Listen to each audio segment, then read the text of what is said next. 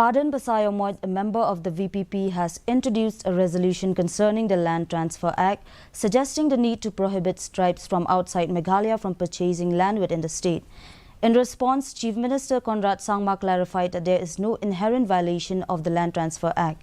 However, he assured that the concern raised by Basayomoy would be duly addressed. Sangma further added that if any violations were observed, the member could pursue legal recourse through the court system.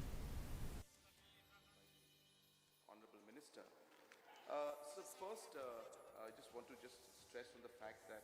Sir, I beg to move this resolution, sir. Whereas land is God's given right to the indigenous people, and whereas our leaders in the past had enacted a legislation, namely the Meghalaya Transfer of Land Regulation Act 1972, to prevent the alienation of land, and whereas rampant violation of the acts is taking place.